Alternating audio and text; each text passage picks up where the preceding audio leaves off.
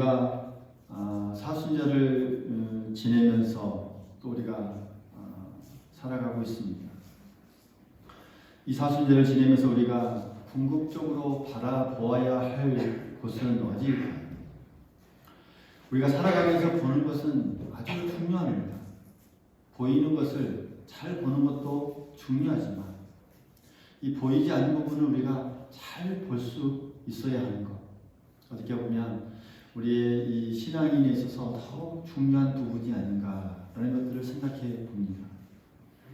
그런 의미에서 우리가 이 주님의 고난은 우리가 어디를 바라보아야 하는지 우리에게 잘 알려줍니다. 우리의 그 정확한 시선을 어디로 향하여야 할지, 어디로 우리가 바라봐야 할지를 잘 가르쳐 주는 게 바로 우리 주님의 이 고난의 부분입니다. 우리가 살아가면서 그 세상의 힘에 흔들릴 수 있는 부분을 바로 잡아 주는 것, 바로 우리가 이 주님의 고난을 바라볼 때 가능하다라는 사실. 그러니까 어디를 바라보느냐에 따라서 정말 우리가 우리의 삶이 달라진다는 것, 우리가 다시 한번 깨달을 수 있습니다.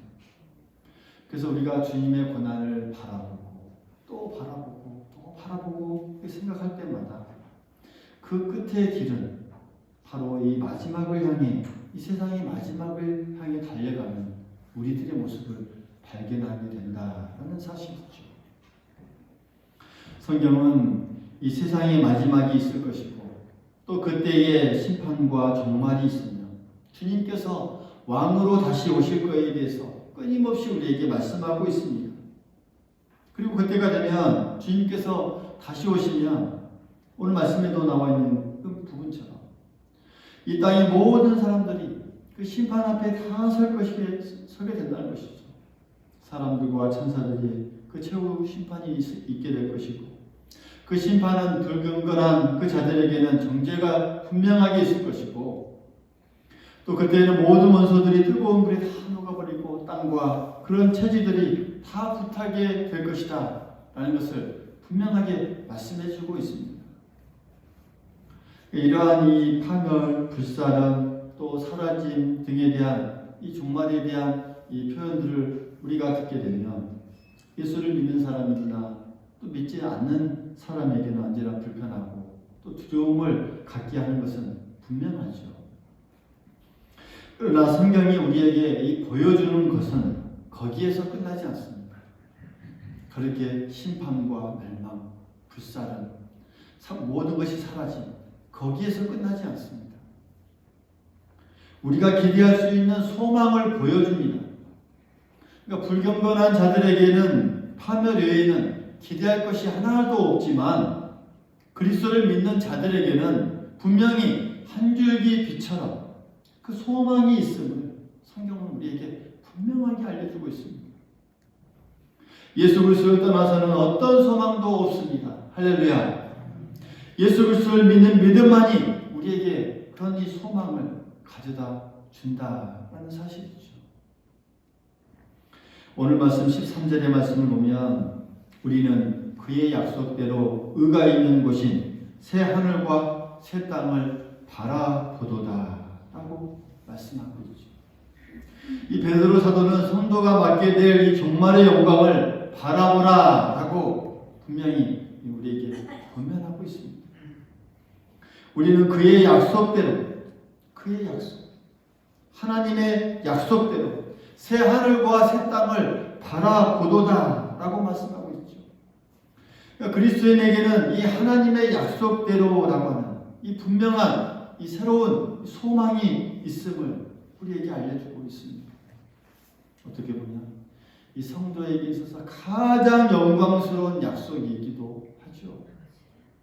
이것이 우리에게 이 주어진 약속 중에 가장 영광스러운 약속이지 않겠습니까? 우리에게 현재 있는 그 세상과 또 피조물도 아름답죠. 하나님께서 이 만드신 자연의 이 탁월한 이 아름다움을 보십시오. 이것을 보고 사람들은 감탄과 경이로움을 느끼죠.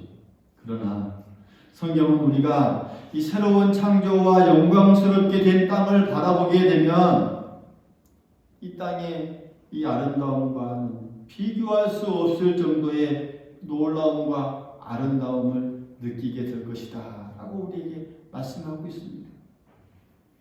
그 나라에서는 현재 우리의 생각으로는 상상할 수 없을 그런 영광이 우리에게 있을 것이고, 그때에는 이리와 어린 양이 함께 거하고 사자가 소처럼 풀을 먹는 그런 아름다운 세상이 될 것이라는 것을 분명하게 말씀해 주고 있습니다. 다툼도 없고요, 슬픔도 없고요, 한숨도 없으며 주님께서 모든 눈물을 닦아주시니 다시는 사망이 없고, 이 땅에서 고통을 맛보게 했던 그 모든 것들이 사라진다라는 것을 분명하게 우리에게 약속해 주고 있습니다. 그러니까 우리가 바라보아야 할 것들은 이런 것들이죠. 이러한 새하늘과 새 땅. 그러니까 그런데 우리는 그 새하늘과 새 땅의 그 소망을 얼마나 가슴에 품고 살아가고 있는지 한번 곰곰이 생각해 보십시오. 우리가 매주일 고백하는 이 사도신경에도 분명하게 이 마지막과 심판에 대한 그 믿음의 고백이 있습니다. 우리가 매주일 고백하죠. 거기로부터 살아있는 자와 죽은 자를 심판하러 오십니다. 우리는 매주일 이렇게 고백합니다. 그런데도 우리는 종종 이 세상의 것들에 대해서 지나치게 의지하며 집착하며 살아가고 있지는 않은지, 이 모든 것들을 잊어버리고 또 다가올 마지막과 그 영광에 대해서는 잊어버리면서 사는 것처럼 그렇게 우리가 살아가고 있지는 않은지 우리가 한번 생각해 보아야 하겠습니다. 창세기를 통해 분명히 이 세상의 창조를 말씀해 주셨습니다. 또한 요한계시록 21장을 통해서 새로운 창조, 즉 주님께서 말씀하신 그 새롭게 됨과 만유의 회복에 대해서 우리에게 이 말씀해 주고 있습니다. 세상이 창조된 후 죄가 들어와서 세상을 혼란시켰으나 하나님께서 그 혼란한 세상을 바로잡아 주실 것을 분명하게 말씀하고 있습니다. 이것은 이 세상의 이 죄의 결과가 하나도 남지 않을 때까지 깨끗하게 하고 청결케 한다는 그런 의미의 말씀입니다. 우리는 오늘 사순절을 지내면서 주님의 고난을 또한 바라보고 있습니다. 주님의 고난을 우리가 바라볼 때 우리는 그 마지막 때에 또 다른 나라의 그 소망을 바라보고 또 사모할 줄 알아야 하겠습니다. 우리가 주님의 고난을 바라보게 되면 거기에 대한 신앙과 아울러서 당연히 또 다른 나라의 그 소망을 우리를 바라보게 해줍니다. 새하늘과 새 땅을 바라보는 우리의 그 영적인 바라봄, 이것은 거듭난 성도에게 꼭 필요하고 언제나 잊혀지지 아니하고 항상 뜨겁게 불타올라야 하는 그런 말씀임을 우리 모두 기억할 수 있기를 간절히 소망하겠습니다. 오늘 말씀 12절과 13절에서 보면 바라보다 라는 말을 계속해서 반복하고 있습니다. 그리스도인이 무엇보다도 먼저 해야 할 부분이기도 합니다. 베드로는 이것들을 분명하게 바라보며 살았습니다. 이것은 무엇보다도 그리스도인의 그 기대와 소망이, 그리스도인의 어떤 기대와 소망이라는 것이 이 땅에서 이 세상에 기초를 두지 말아야 한다는 것을 분명하게 우리에게 가르쳐주고 있습니다. 이 시대에 살아가는 우리에게 요구하는 하나님의 특별한 메시지이기도 하고, 세상을 바라볼 때 흔들리는 것들이 많은 이 세상에 우리가 살아가는 우리들에게 더욱더 요구되는 그런 이 믿음의 모습이기도 합니다. 주님의 고난을 바라보고자 힘쓰는 그런 우리에게 더욱 필요한 신앙의 부분입니다. 이 땅을 바라보지 말라. 우리가 바라봐야 할 것은 어디인가? 궁극적으로 우리가 바라보면서 희망을 가지고 우리의 시선을 향해야 할 곳은 어디인가? 분명하게 가르쳐주고 있는 부분입니다. 세상 사람들의 이 소망이라고 하는 것은 이 땅에서 그리고 이 세상의 일들과 관련되어 있습니다. 그러나 우리는 이 세상과 정반대, 즉 새 하늘과 새 땅의 소망을 바라보는 사람들인 줄 믿습니다. 할렐루야. 그래서 우리가 알고 있는 이 복음이라고 하는 것도 처음부터 이 세상에 이 땅에 대한 소망을 세우는 그 자체가 무의미하고 잘못된 것이다라는 것을 분명하게 우리에게 가르쳐주고 있죠. 세상 사람들은 이 땅에 대해서만을 이야기합니다. 내세에 대해서는 주의를 딴 데로 돌려버립니다. 부정합니다. 그들은 이 땅을 기억하면 보다 살기 좋게 될 것이라 말하죠. 뭐 어느 정도는 맞습니다. 그러나 영원하지 못하다는 사실이죠. 영원히 지속되지 못합니다. 우리에게 가장 중요한 것은 장차 다가올 그 영광의 새 하늘과 새 땅입니다. 그리고 우리가 새 하늘과 새 땅을 바라보고 또 고대하고 분명하게 믿을 때에 이 땅에서 겪는 모든 일을 우리가 넉넉하게 이겨나갈 수 있다라는 사실을 우리가 늘 기억해야 하겠습니다.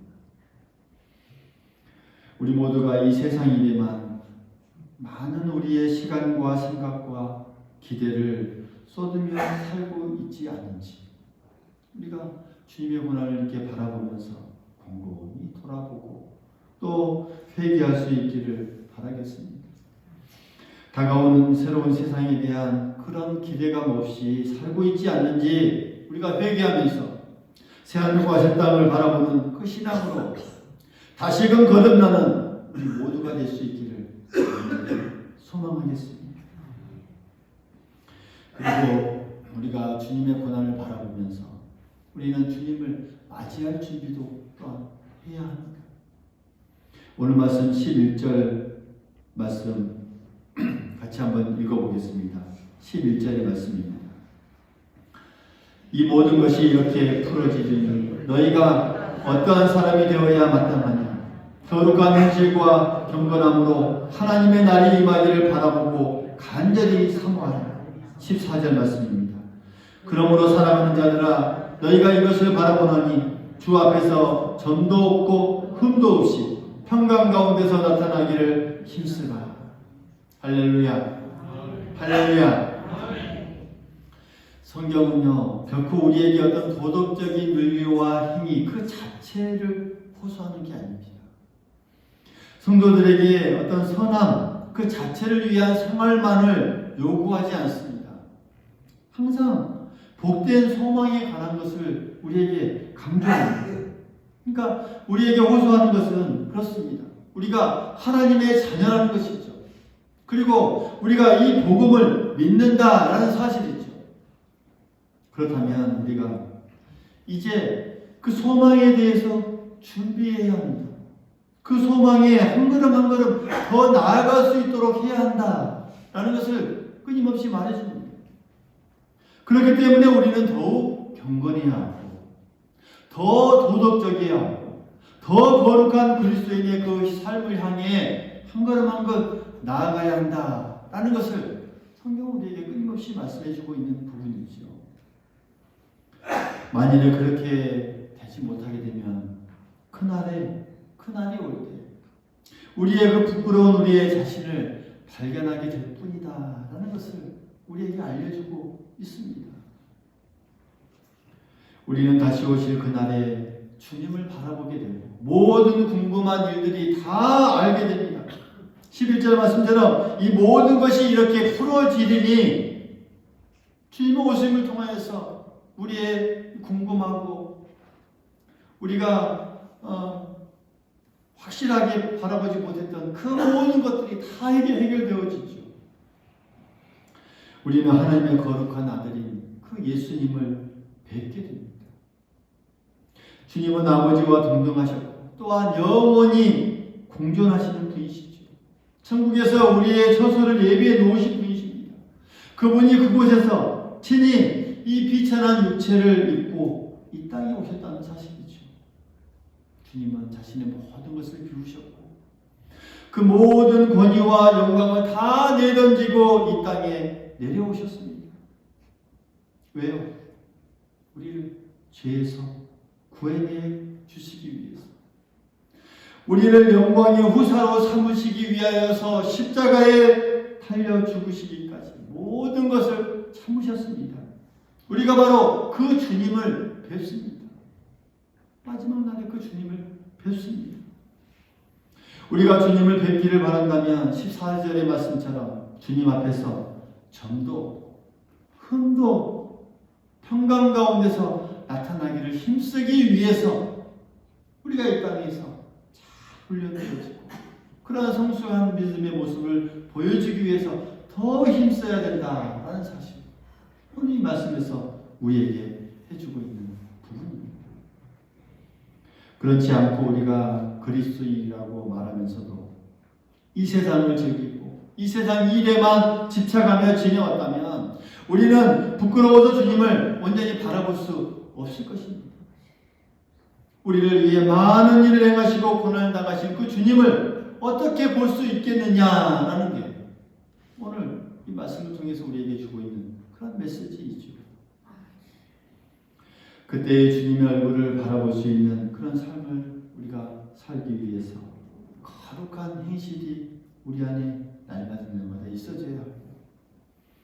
또 경건함을 우리가 늘 끊임없이 유지해야 하며 그날이 임하기를 바라보고 간절히 사모해야 한다라는 사실, 우리 모두 기억할 수 있기를 간절히 소망하겠습니다. 그래서 우리 모두가 거룩한 행실과 경건함으로 잘 훈련되고 다져진 가운데 그날의 주님을 잘 믿음으로 바라볼 수 있기를 간절히 소망하겠습니다. 그날을 간절히 이 사모하는 사람은요, 아무리 힘들어도 어려운 일이 있어도 참고 견디고 이겨낼 수 있습니다. 12절 말씀에 하나님의 날이 임하기를 바라보고 간절히 사모하라 라고 우리에게 말씀하고 있죠. 간절히 사모하라, 바라보고 사모하라. 한국 고전 중에 춘향전이라는 게 있습니다. 그러니까 참 내용을 잘 알죠. 거기 보면 춘향이와 이도령이 나오죠.